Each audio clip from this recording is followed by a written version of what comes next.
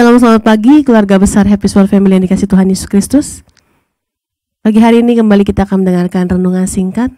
Mari sebelum kita akan berdoa terlebih dahulu. Tuhan Yesus, kami bersyukur buat pagi hari ini. Satu hari lagi Tuhan, Kau beri kami kesempatan untuk kami bisa bangun dengan tubuh yang sehat, untuk kami bisa beraktivitas pagi hari ini, untuk kami bisa melakukan setiap kegiatan kami hari ini dengan tubuh kami yang sehat, dengan nafas kehidupan yang Tuhan sudah berikan kepada kami. Terima kasih Tuhan Yesus, biarlah sebentar kami akan mendengarkan renungan singkat Tuhan. Biarlah renungan ini boleh memberikan kekuatan untuk kami melewati hari ini bersama dengan Tuhan Yesus. Di dalam nama Tuhan Yesus kami sudah berdoa dan mengucapkan syukur. Amin. Renungan pagi hari ini saya beri judul Semuanya Tentang Dia. Saya akan bacakan di dalam Mazmur 73 ayat 25 sampai 28. Siapa gerangan ada padaku di surga selain Engkau? Selain Engkau tidak ada yang kuingini di bumi. Sekalipun dagingku dan hatiku habis lenyap, gunung batuku dan bagianku tetaplah Allah selama-lamanya. Sebab sesungguhnya siapa yang jauh daripadamu akan binasa. Kau binasakan semua orang yang berzina dengan meninggalkan Engkau. Tetapi aku suka dekat pada Allah. Aku menaruh tempat perlindunganku pada Tuhan Allah, supaya dapat menceritakan segala pekerjaannya. Menyembah Tuhan Yesus dengan sepenuhnya. Mengapa sih kita harus menyembah Tuhan dengan sepenuhnya?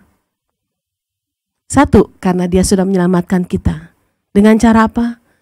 Mati di atas kayu salib menebus dosa-dosa kita. Di dalam 1 Petrus, saya akan bacakan lagi. Di dalam 1 Petrus 1 ayat 18 sampai 19. Sebab kamu tahu bahwa kamu telah ditebus dari cara hidupmu yang sia-sia yang kamu warisi dari nenek moyangmu itu, bukan dengan barang fana, bukan pula dengan perak atau emas, melainkan dengan darah yang mahal, yaitu darah Kristus, yang sama seperti darah anak domba, yang tak bernoda dan tak bercacat. Kita dapat menyembah Tuhan dengan sungguh-sungguh hanya bila kita menyadari sesadar-sadarnya akan kebesarannya, akan kebaikannya, dan segala hal yang telah dikerjakan dalam kehidupan kita. Dengan demikian, penyembahan yang kita lakukan adalah ungkapan dari hati yang penuh dengan sukacita, penuh dengan ucapan syukur, dan penuh dengan kerinduan untuk bersekutu dengan Tuhan.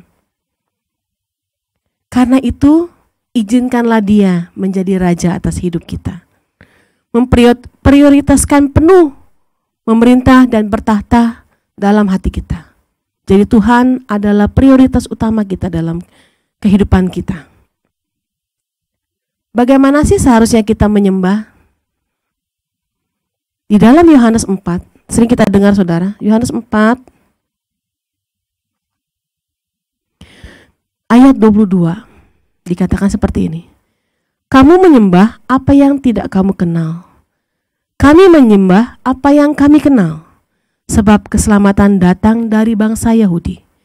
Tetapi saatnya akan datang dan sudah tiba sekarang, bahwa penyembah-penyembah benar akan menyembah Bapa dalam roh dan kebenaran. Sebab Bapa menghendaki penyembah-penyembah demikian. Allah itu roh, dan barang siapa menyembah Dia harus menyembahnya dalam roh dan kebenaran. Tuhan itu roh. Karena itu kita harus menyembah Dia dalam roh dan kebenaran agar ketemu nih roh dengan roh. Bukan dalam daging dan dalam keadaan yang tidak benar. Mungkin kita menyembah secara daging doang nih, secara emosi kita. Tapi kita harus menyembah Tuhan dalam roh dan kebenaran yang ada dalam diri kita. Menyembah dalam roh artinya menghampiri Tuhan dengan hati yang sungguh-sungguh dan dengan roh yang benar-benar diarahkan dan dikendalikan oleh Roh Kudus itu sendiri.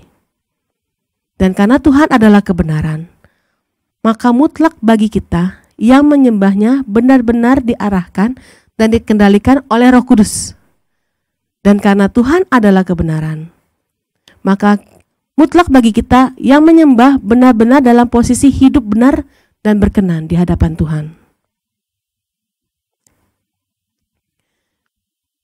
Tuhan ingin umatnya beribadah kepadanya itu secara bebas. Bukan bebas mau-maunya, enggak. Tapi bebas di dalam roh.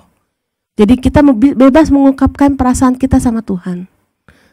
Terkadang kalau saya lagi berdoa, saudara, pagi-pagi, saya bangun, saya cuma terdiam bukan tidur nih, terdiam. Ketika pikiran saya mulai dibawa kepada kebesaran-kebesaran Tuhan yang sering Tuhan lakukan, bukan yang pernah, tapi yang sering Tuhan lakukan dalam kehidupan kami. Itu gak terasa loh saudara, air mata bisa mengalir. Tuhan kau luar biasa ya. Tuhan kau ajaib ya. Hal-hal yang tidak pernah kita pikirkan, tapi Tuhan kerjakan loh. Tuhan ingin kita menyembah Dia dengan kebebasan dan kemerdekaan. Artinya apa? Tidak dalam belenggu dosa. Melalui karya di kayu salib, Ia telah melepaskan dan memerdekakan kita dari dosa dan iblis.